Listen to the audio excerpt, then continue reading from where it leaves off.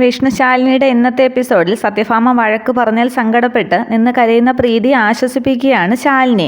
അമ്മ എന്നോട് ഒരിക്കലും ക്ഷമിക്കില്ല, ഇപ്പോൾ കാണിച്ചത് കണ്ടില്ലേ എന്നൊക്കെ പ്രീതി പറയുന്നുണ്ട്.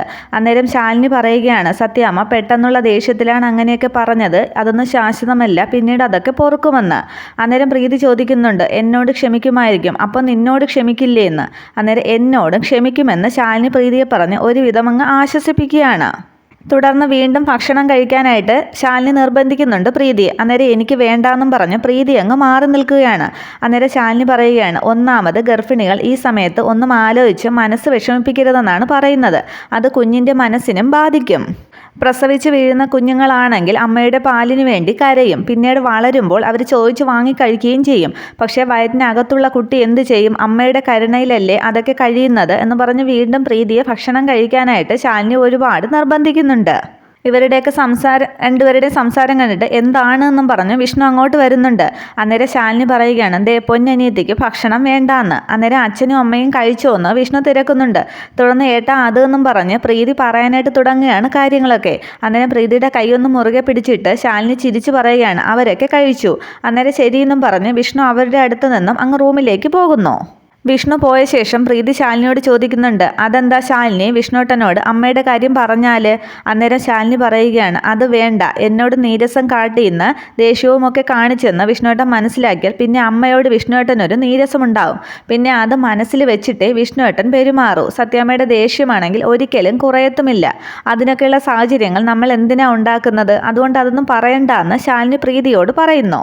കുടുംബം മുഴുവൻ അസ്വസ്ഥത പകരാതിരിക്കാനായിട്ട് ഞങ്ങൾ പെണ്ണുങ്ങൾ കുറച്ചൊക്കെ മനസ്സിൽ മൂടി വെക്കണം എന്നൊക്കെ പറഞ്ഞ് പ്രീതി ഉപദേശിക്കുന്നുണ്ട് ശാലിനി.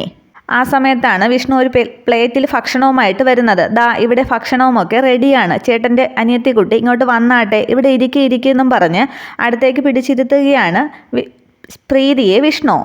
എന്നിട്ട് പാത്രം പ്രീതിക്ക് നേരെ നീട്ടുന്നുണ്ട് കഴിക്കാൻ. അന്നേരം വേണ്ടാന്ന് പറയുമ്പോൾ, ദേ ഒരൊറ്റ വീക്ക് വെച്ച് തന്നാലുണ്ടല്ലോ, എൻ്റെ മരുമോൻ ഇവിടെ വിശന്നിരിക്കുകയാണ്, അവൻ്റെ കംപ്ലൈൻറ്റ് കിട്ടിയിട്ടാണ് ഞാനിവിടെ ഭക്ഷണവുമായിട്ട് വന്നത്, അല്ലെങ്കിൽ വേണ്ട ഞാൻ വാരിത്തരാമെന്നും പറഞ്ഞ് വിഷ്ണു ഭക്ഷണമെടുത്ത് പ്രീതിക്ക് വായിലേക്ക് വച്ചു കൊടുക്കാൻ ശ്രമിക്കുകയാണ്. അന്നേരം എനിക്ക് വേണ്ടാട്ടാന്ന് പറയുന്നു.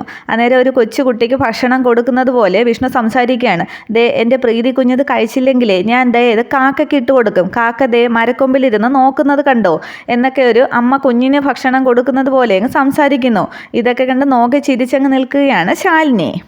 അതിനുശേഷം പ്രീതിക്ക് ഭക്ഷണം വാരി കൊടുക്കുകയാണ് വിഷ്ണു. എന്നിട്ട് വിഷ്ണു പറയുകയാണ്, കേട്ടോ ശാലിനി, കുഞ്ഞുനാളിലെ ഇവൾ ഭക്ഷണം കഴിക്കാതെ നിർബന്ധം പിടിച്ചിരിക്കുമ്പോൾ അമ്മ ഈ കഥയൊക്കെ പറഞ്ഞാണ് ഇവൾക്ക് ഭക്ഷണം കൊടുക്കാറുള്ളത് എന്നും പറഞ്ഞ് ഒരുപാട് പ്രാവശ്യം വിഷ്ണു പ്രീതിക്ക് ആഹാരം കൊടുക്കുന്നുണ്ട്.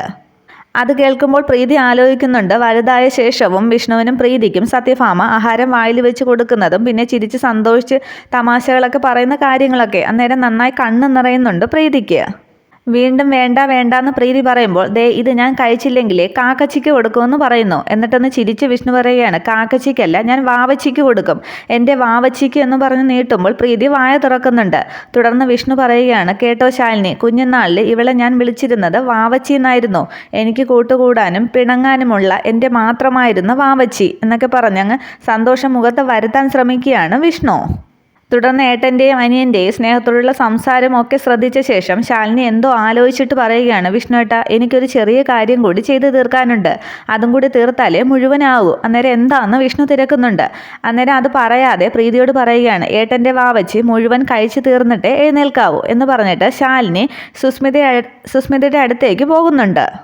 അതേസമയം വീണ്ടും നിർബന്ധിച്ച് ഭക്ഷണം കൊടുക്കുകയാണ് പ്രീതിക്ക് വിഷ്ണു. അന്നേരം വേണ്ടാന്നൊക്കെ പറയുന്നുണ്ട്. അന്നേരം എടി ഇത് പ്രോട്ടീനാണ്, നിനക്ക് അല്ല, ഇത് കുഞ്ഞുവാവയ്ക്കാണ് എന്നും പറഞ്ഞ് വീണ്ടും ഭക്ഷണം കൊടുക്കുന്നു പ്രീതിക്ക് വിഷ്ണു. അതേസമയം പന്തലിൽ ഒറ്റയ്ക്കിരിക്കുന്ന സുസ്മിതയുടെ അടുത്ത് ചെന്ന് ശാലിനി പറയുന്നുണ്ട്, എന്താ സുസ്മിതേ, നീ ഇവിടെ സീൻ ക്രിയേറ്റ് ചെയ്യാനായിട്ട് ഇരിക്കുകയാണോ? ഒന്നുകിൽ നീ എണീറ്റ് നിന്റെ വീട്ടിലേക്ക് പോ, അല്ലെങ്കിൽ ദേ അകത്തേക്ക് വാ. അന്നേരം ദേഷ്യത്തോടു കൂടി സുസ്മിത പറയുന്നുണ്ട്, അത് പറയാൻ നീ ആരാടി? സ്വന്തം അമ്മ പറഞ്ഞു പോലും ഞാനത് കേട്ടില്ല, പിന്നെയല്ലേ നീ പറയുന്നത്? അത് കേട്ട് കളിയാക്കി ശാലിനി പറയുകയാണ്, അമ്മമാർ പറയുന്നത് നല്ലതാണെങ്കിൽ കേൾക്കണം, പക്ഷേ നിന്റെ അമ്മ നല്ലത് പറയുമെന്ന് എനിക്ക് തോന്നുന്നില്ല.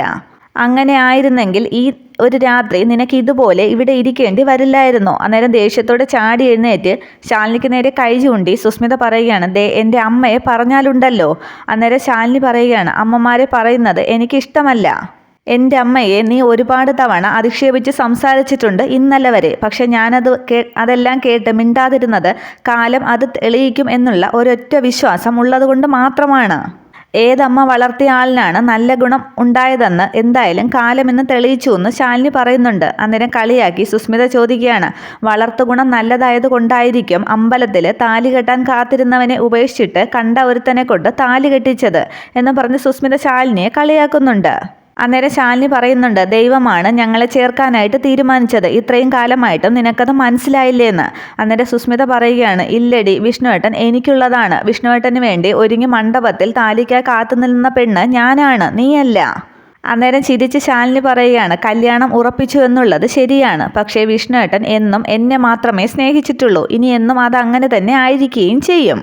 ഇനി നീ എന്തൊക്കെ ആടിയാലും നിനക്ക് വിഷ്ണുവേട്ടനെ കിട്ടില്ല, ഞാൻ വിട്ടു തരില്ല എന്ന് ഉറപ്പിച്ച് ശാലിനി പറയുന്നു. അന്നേരം സുസ്മിത പറയുകയാണ്, എങ്കിൽ നീ ഇതൊരു വെല്ലുവിളിയായിട്ട് കരുതിക്കോ. എന്നിട്ട് താലി കാട്ടി പറയുകയാണ്, ഇത് എൻ്റെയും വിഷ്ണുവേട്ടൻ്റെയും വിവാഹത്തിന് വേണ്ടി പൂജിച്ചതാണെങ്കിൽ ഇത് ഞാൻ വിഷ്ണുവേട്ടനെ കൊണ്ട് എൻ്റെ കഴുത്തിൽ കെട്ടിച്ചിരിക്കും.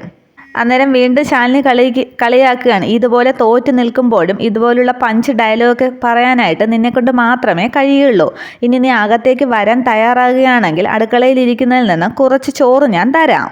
നിന്റെ കല്യാണത്തിന് വേണ്ടി തിളപ്പിച്ച സാമ്പാറും എല്ലാ കറികളും കൂട്ടി നിനക്ക് വിശാലമായിട്ടുണ്ണാം. പക്ഷേ നിനക്ക് ഉപ്പ് മാത്രം ഞാൻ വിളമ്പില്ല സുസ്മിതേ. നീ ഒരു നന്ദിയില്ലാത്തവളായതുകൊണ്ട് അതുകൂടി ഞാൻ എന്തിനാണ് വേസ്റ്റാക്കുന്നത്? ഇതെല്ലാം കൂടി കഴിച്ച് ഏമ്പക്കം വിട്ട് ഉറങ്ങിയ ശേഷം നേരം വെളുക്കുമ്പോഴേക്ക് പെട്ടിയും പ്രമാണവും എടുത്ത് ഇവിടെ നിന്നും ഇറങ്ങിക്കൊള്ളണം. ഇനി വിഷ്ണുവേട്ടനെ കൊണ്ട് നിന്നെ താലി കെട്ടിക്കാനെന്നും പറഞ്ഞ് ഈ പരിസരത്തെങ്ങാനും കണ്ടാൽ നിന്റെ മുട്ടുകാല് ഞാൻ തല്ലി ഒടിക്കുമെന്ന് ദേഷ്യത്തോടു കൂടി ശാലിനി സുസ്മിതയോട് പറയുന്നുണ്ട്. എന്നിട്ട് പോകാൻ നേരം തിരിഞ്ഞു നിന്ന് വീണ്ടും ശാലിനി പറയുകയാണ്, ദേ സുസ്മിതെ, ഇന്ന് രാത്രി പന്തൽ പൊളിക്കാനായിട്ട് ആൾക്കാർ വരും. വടേക്ഷിയുടെ ബൊമ്മയാണ് നിൽക്കുന്നതെന്ന് കരുതി നിന്നെ കണ്ടാലേ ആൾക്കാരെ എടുത്തുകൊണ്ട് പോവും. എന്നിട്ട് സുസ്മിതയെ ഒന്ന് അടിമുടി നോക്കിയ ശേഷം ശാലിനി പന്തൽ വിട്ടങ്ങ് അകത്തേക്ക് പോകുന്നുണ്ട്. ശാലിനി പോയ ശേഷം സുസ്മിത ചിന്തിക്കുകയാണ്, വടേക്ഷിയുടെ ബൊമ്മ അല്ലേടി, നേരം വെളുക്കട്ടെ, ഇവിടെ എന്താണ് സംഭവിക്കുന്നതെന്ന് ഞാൻ നിനക്ക് കാട്ടിത്തരാം. തുടർന്ന് കാണിക്കുന്നത് അർജുൻ്റെ വീടാണ്. അവിടെ അർജുൻ ഉറങ്ങി വന്ന് റൂമിലേക്ക് വസുമതി ഒന്ന് ഡോർ തുറന്ന് നോക്കിയ ശേഷം അങ്ങ് പോകുന്നുണ്ട്. അതേ സമയത്താണ് പൊന്നി അർജുനെ ഫോൺ ചെയ്യുന്നത്. അതേസമയം പൊന്നിയാണ് ഞാൻ സത്യാമ്മയുടെ വീട്ടിൽ ജോലിക്ക് നിൽക്കുന്നതെന്ന് പറയുമ്പോൾ അർജുന് മനസ്സിലാകുന്നുണ്ട്. തുടർന്ന് പൊന്നി പറയുകയാണ്, സാറൊന്ന് വീട്ടിന് പുറത്തേക്ക് വരുമോ? അന്നേരം ഏത് വീട്ടിന് പുറത്തേക്കെന്ന് അർജുൻ ചോദിക്കുന്നുണ്ട്. അന്നേരം പറയുകയാണ്, സാറിൻ്റെ വീട്ടിൻ്റെ പുറത്തേക്ക് തന്നെ. അതേസമയം പൊന്നി പ്രീതിയെയും കൂട്ടി നിന്ന് സംസാരിക്കുന്നത് അർജുൻ്റെ വീട്ടിൻ്റെ പുറത്ത് നിന്നാണ്. അന്നേരം എനിക്കൊന്നും മനസ്സിലാകുന്നില്ല എന്ന് അർജുൻ പറയുമ്പോൾ പൊന്നി പറയുകയാണ്, പ്രീതി കുഞ്ഞും എന്നോടൊപ്പം സാറിൻ്റെ വീട്ടിലേക്ക് വന്നിട്ടുണ്ട്, സാറിനെ കാണാനാണ്. അത്യാവശ്യമായിട്ട് കാണണമെന്നും പറഞ്ഞാണ് പ്രീതി കുഞ്ഞ് എന്നെയും കൂട്ടിക്കൊണ്ട് വന്നത്. ഞങ്ങളിവിടെ താഴെ മുറ്റത്തുണ്ട്, സാറൊന്ന് പുറത്തേക്ക് വന്നേ. അന്നേരം ഞാൻ പെട്ടെന്ന് വരാം, പൊന്നി ഫോൺ വെച്ചോന്നും പറഞ്ഞ് പുറത്തേക്ക് ഇറങ്ങുകയാണ് അർജുൻ. അതേസമയം പൊന്നി പ്രീതിയോട് ചോദിക്കുന്നുണ്ട്, ഈ സമയത്ത് ഈ സാഹസത്തിൻ്റെ വല്ല കാര്യവും ഉണ്ടായിരുന്നോ കുഞ്ഞെ? അർജുൻ സാറിൻ്റെ അമ്മയോ പെങ്ങളോ എഴുന്നേറ്റ് വന്നാൽ എന്താണ് സംഭവിക്കുന്നതെന്ന് അറിയാമോ?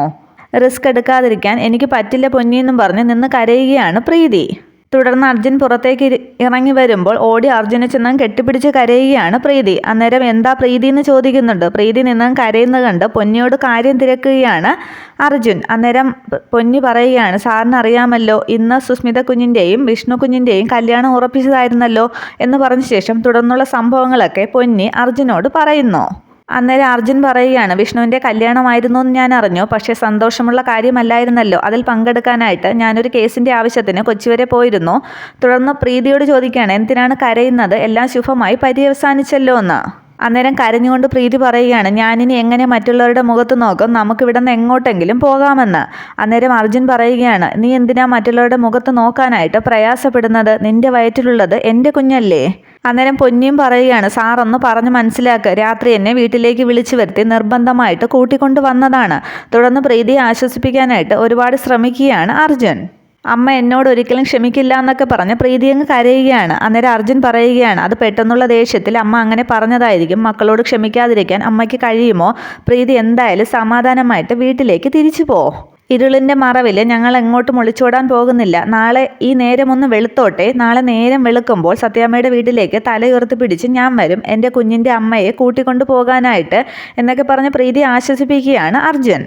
ഇപ്പോൾ വന്നത് ആരും അറിയണ്ട, ഈ അർജുൻ ശങ്കറിന് ജീവനുണ്ടെങ്കിൽ നാളെ അവിടെ ഉണ്ടാകുമെന്ന് അർജുൻ പറയുന്നുണ്ട്. അന്നേരം വീണ്ടും അർജുനെ കെട്ടിപ്പിടിച്ചങ്ങ് പ്രീതി കരയുകയാണ്. തുടർന്ന് പ്രീതിയെ ഒന്നുകൂടി ആശ്വസിപ്പിച്ച ശേഷം പൊന്നിയോട് പ്രീതിയെ കൂട്ടിക്കൊണ്ടു പോകാനായിട്ട് അർജുൻ പറയുന്നു. പക്ഷേ അർജുനെ വിട്ടുപോകാനായിട്ട് പ്രീതിയുടെ മനസ്സ് അനുവദിക്കുന്നില്ല. തുടർന്ന് നിർബന്ധിച്ച് പൊന്നി പ്രീതിയെ അവിടെ നിന്നും കൂട്ടിക്കൊണ്ടുപോകുന്നു. കാറിൽ കയറാൻ ശേഷവും പ്രീതിയാണെങ്കിൽ തിരിഞ്ഞ് അർജുനെ ശ്രദ്ധിക്കുന്നുണ്ട്. അന്നേരം തല കൊണ്ട് പൊയ്ക്കോ എന്ന് ആംഗ്യം കാണിക്കുകയാണ് അർജുൻ. അന്നേരം അവർ പോയ ശേഷം തിരികെ അകത്തേക്ക് കയറുമ്പോൾ മുകളിൽ നിന്നും ഇറങ്ങി വരുന്ന വസുമതിയെ കണ്ടെന്ന് ഞെട്ടുകയാണ് അർജുൻ. അത് വകവയ്ക്കാതെ അർജുനാണെങ്കിൽ പെട്ടെന്ന് വാതിലടച്ചങ്ങ് കുറ്റിയിടുന്നു. വസുമതിയാണെങ്കിൽ എന്തോ ആലോചിച്ച് നിൽക്കുകയാണ്. ഇവൻ എന്താണ് രാത്രി എവിടെയാണ് പോയതെന്നൊക്കെ. ഇത്രയും ആകുമ്പോഴേക്കും നാളത്തെ എപ്പിസോഡ് അവസാനിക്കുന്നു. Okay, thank